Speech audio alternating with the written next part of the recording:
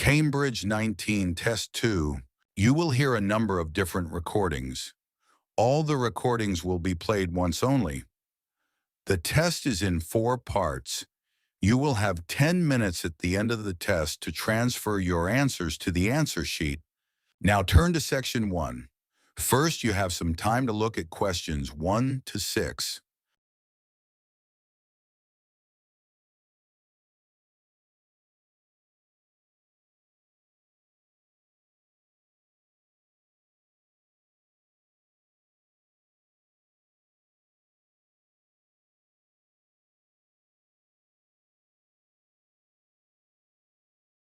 Listen carefully and answer questions 1 to 6. Hi, Coleman. How are you? Good, thanks. I wanted to have a chat with you because our friend Josh told me that you've joined a guitar group and it sounds interesting. I'd really like to learn myself. Why don't you come along? I'm sure there's room for another person. Really? So, who runs the classes? He's called a coordinator. His name's Gary Matheson. Let me note that down. Gary. How do you spell his surname? It's Mathieson. Right, thanks. He's retired, actually, but he's a really nice guy, and he used to play in a lot of bands. Thanks. So, how long have you been going? About a month now. And could you play anything before you started? I knew a few chords, but that's all. I'm sure everyone will be better than me. That's what I thought, too. When I first spoke to Gary on the phone, he said it was a class for beginners, but I was still worried that everyone would be better than me. But we were all equally hopeless. Oh, that's reassuring. So where do you meet? Well, when I joined the group, they were meeting in Gary's home. But as the group got bigger, he decided to book a room at the college in town. I prefer going there. I know that place. I used to go to tap dancing classes there when I was at secondary school. I haven't been since, though, and I can't remember what road it's in. Is it Lock Street? It's just beyond there at the bottom of New Street near the city roundabout. Yes, of course. The guitar club is on the first floor in room T347. Right, and when do you meet? Is it at the weekend? We meet on Thursdays. It used to be 10:30 and that suited me well, but now we meet at 11. The class that's in there before us asked if they could have the room for another 30 minutes. Oh, I see. Well, I'd love to come, but I don't have a guitar. Well, you can always buy a second-hand one. There's a website called The Perfect Instrument that sells all kinds of guitars, violins, and so on. I'm sure you'll find something there. Before you hear the rest of the conversation, you have some time to look at questions 7 to 10.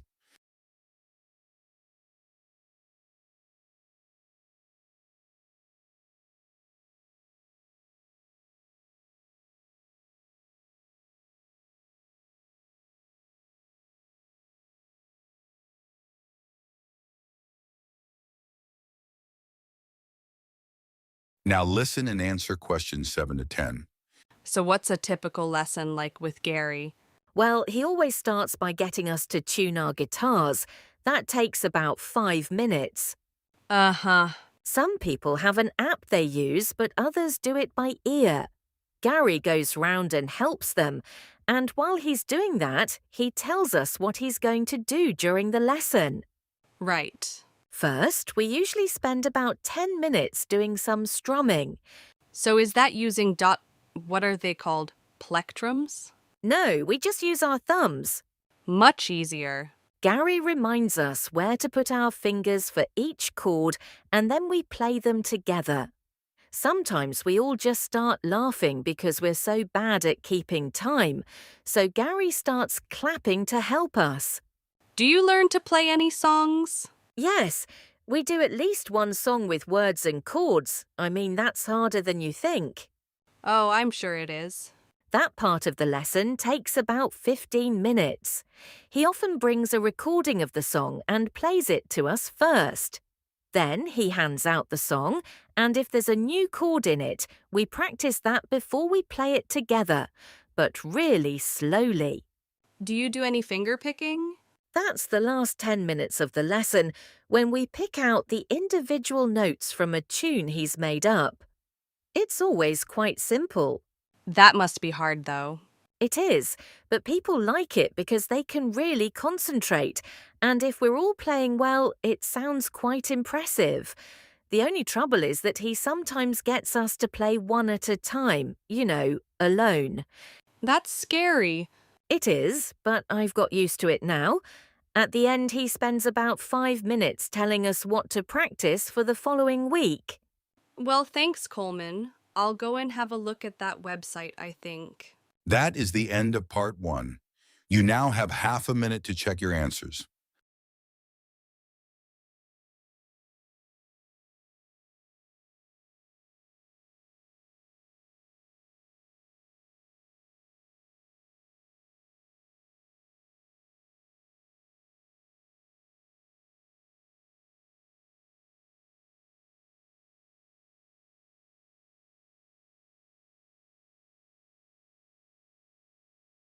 Take a moment to look at questions 11 to 16.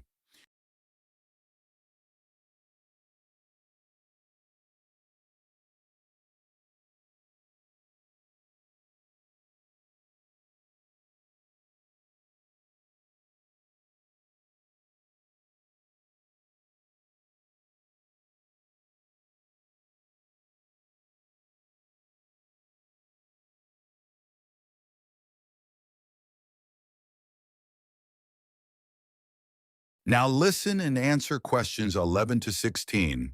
I never really planned to be a lifeboat volunteer when I came to live in North Sea. I'd been working in London as a website designer, but although that was interesting, I didn't like city life. I'd been really keen on boats as a teenager, and I thought if I went to live by the sea, I might be able to pursue that interest a bit more in my free time. Then I found that the Lifeboat Institution was looking for volunteers, so I decided to apply. The Lifeboat Institution building here in North Sea's hard to miss. It's one of the largest in the country. It was built 15 years ago with funds provided by a generous member of the public who'd lived here all her life. As the Lifeboat Institution is a charity that relies on that kind of donation, rather than funding provided by the government, that kind of help is much needed. When I applied, I had to have a health assessment.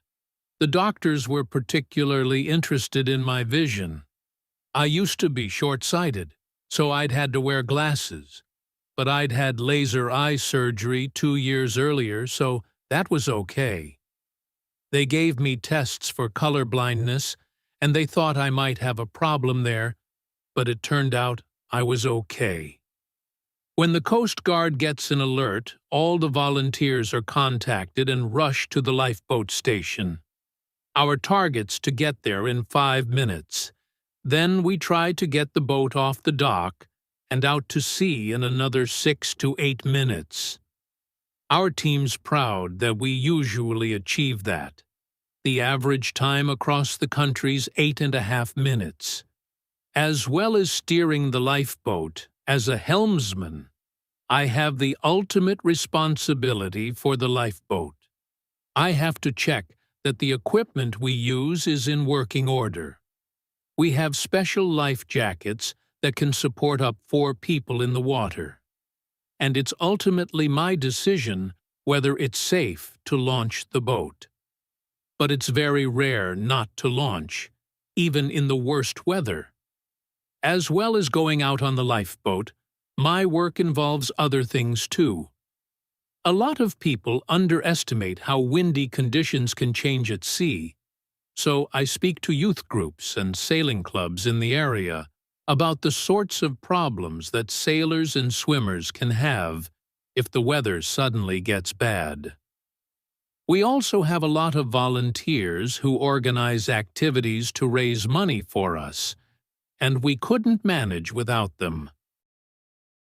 Before you hear the rest of the conversation, you have some time to look at questions 17 to 20.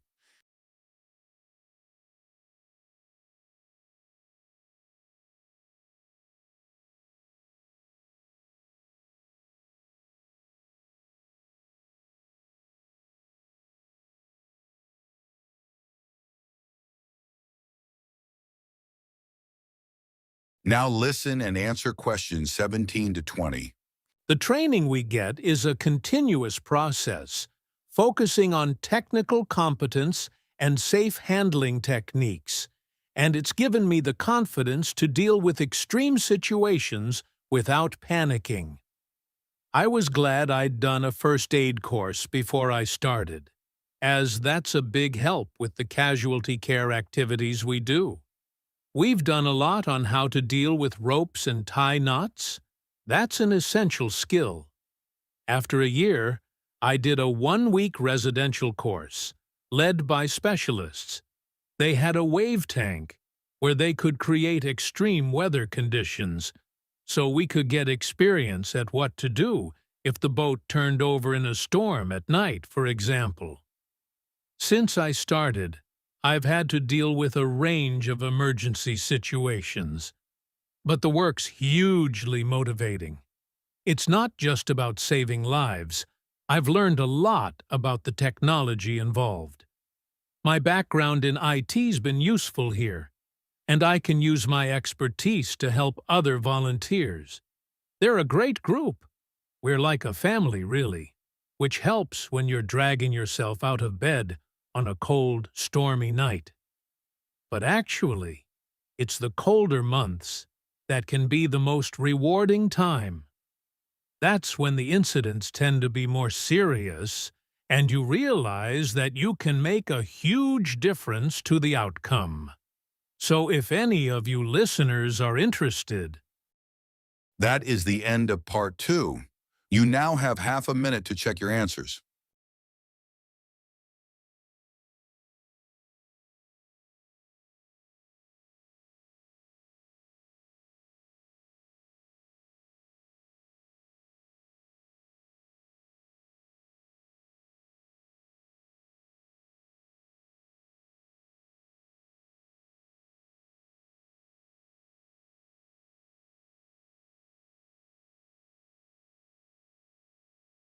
Now turn to part 3.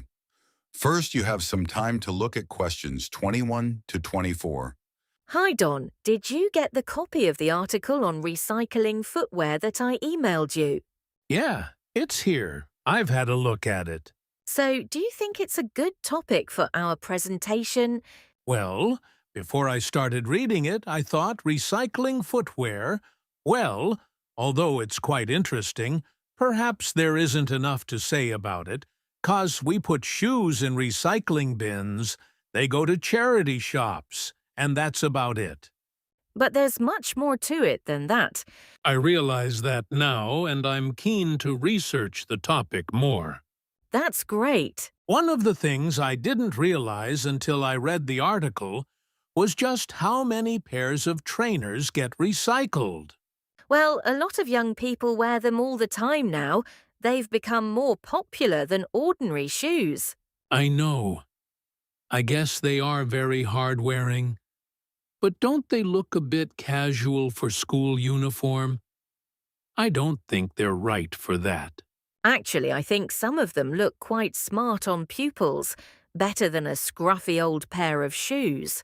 So do you keep shoes a long time? Yes, though I do tend to wear my old pairs for doing dirty jobs like cleaning my bike.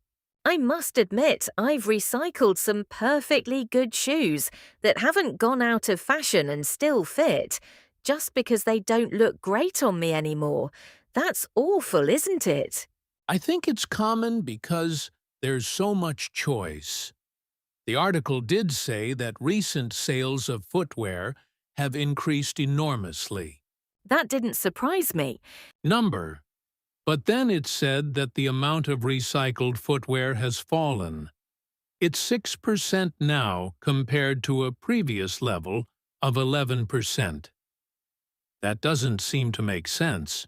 That's because not everything goes through the recycling process. Some footwear just isn't good enough to resell for one reason or another and gets rejected. Before you hear the rest of the conversation, you have some time to look at questions 25 to 30.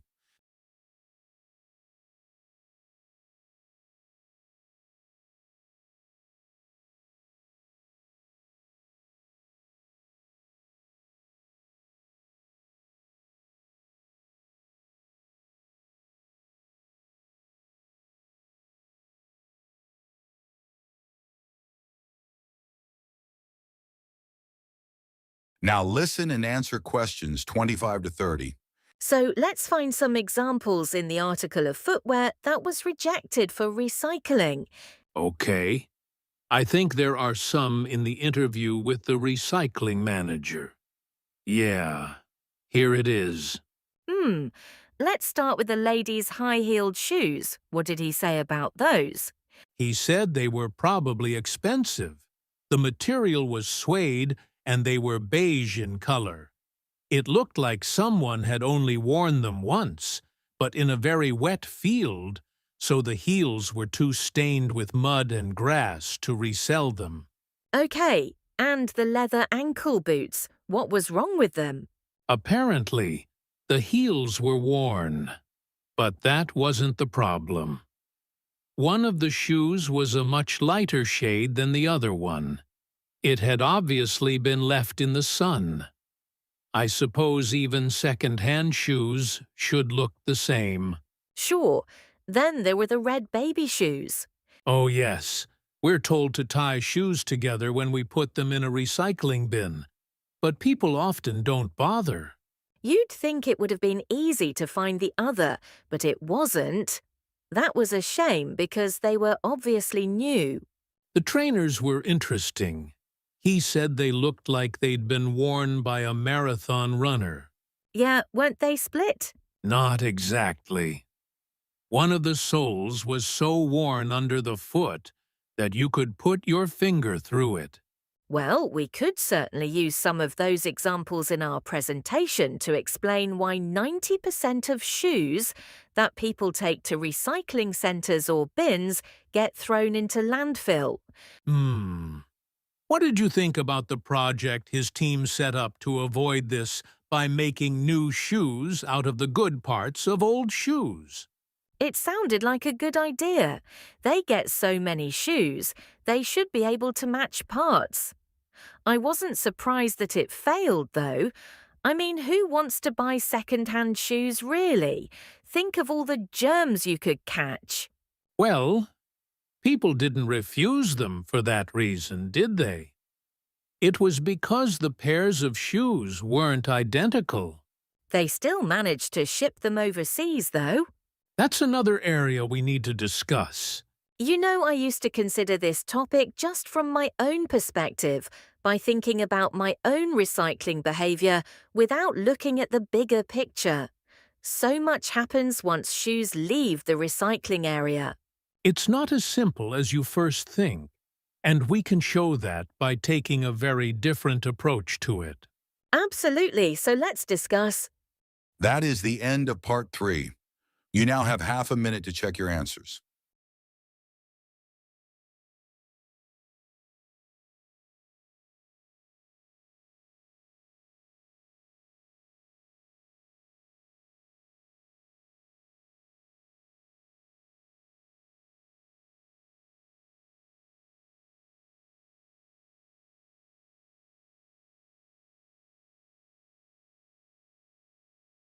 Now turn to part 4. First, you have some time to look at questions 31 to 40.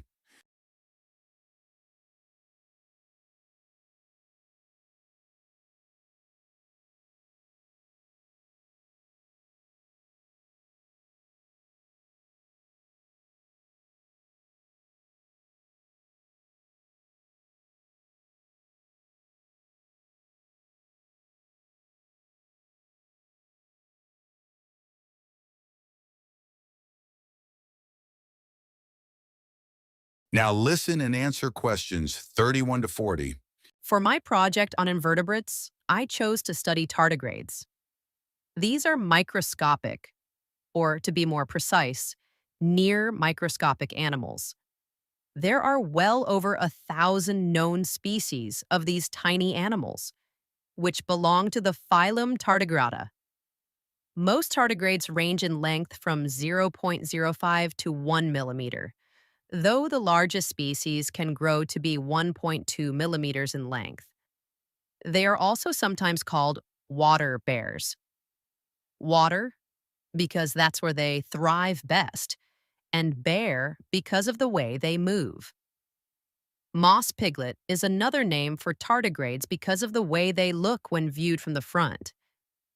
They were first discovered in Germany in 1773 by Johann Goes, who coined the name tardigrada. As I say, there are many different species of tardigrade, too many to describe here, but generally speaking, the different species share similar physical traits. They have a body which is short and also rounded, a bit like a barrel, and the body comprises 4 segments.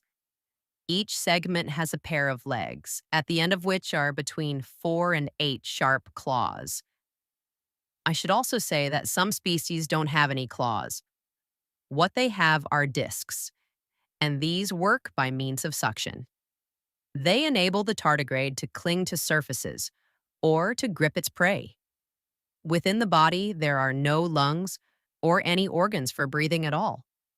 Instead, oxygen and also blood are transported in a fluid that fills the cavity of the body. As far as the tardigrade's head is concerned, the best way I can describe this is that it looks rather strange, a bit squashed even, though many of the websites I looked at described its appearance as cute, which isn't exactly very scientific.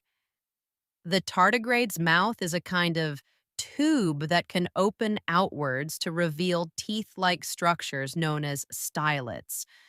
These are sharp enough to pierce plant or animal cells. So, where are tardigrades found?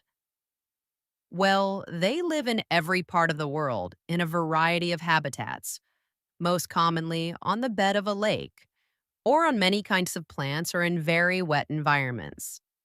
There's been some interesting research which has found that tardigrades are capable of surviving radiation and very high pressure, and they're also able to withstand temperatures as low as minus 200 degrees centigrade or highs of more than 148 degrees centigrade, which is incredibly hot. It has been said that tardigrades could survive long after human beings have been wiped out, even in the event of an asteroid hitting the Earth. If conditions become too extreme and tardigrades are at risk of drying out, they enter a state called cryptobiosis. They form a little ball called a tun, that's TUN, by retracting their head and legs, and their metabolism drops to less than 1% of normal levels. They can stay in this state for decades, and if reintroduced to water, when they will come back to life in a matter of a few hours. While in this state of cryptobiosis, tardigrades produce a protein that protects their DNA. In 2016, scientists revived 2 tardigrades that had been tons for more than 30 years. There was a report that in 1948, a 120-year-old tun was revived, but this experiment has never been repeated. There are currently several tests taking place in space to determine how long tardigrades might be able to survive there. I believe the record so far is 10 days. So, moving on. In terms of their diet, tardigrades consume liquids in order to survive. Although they have teeth, they don't use these for chewing. They suck the juices from moss or extract fluid from seaweed, but some species prey on other tardigrades from other species or within their own. I suppose this isn't surprising, given that tardigrades are mainly comprised of liquid and are coated with a type of gel. finally, I'd like to mention the conservation status of tardigrades. It is estimated that they have been in existence for approximately 500 million years, and in that time, they have survived 5 mass extinctions. So it will probably come as no surprise to you that tardigrades have not been evaluated by the International Union for Conservation of Nature and are not on any endangered list. Some researchers have described them as thriving. Does anyone have any questions they'd like to ask? That is the end of part 4. You now have 10 minutes to transfer your answers to the answer sheet.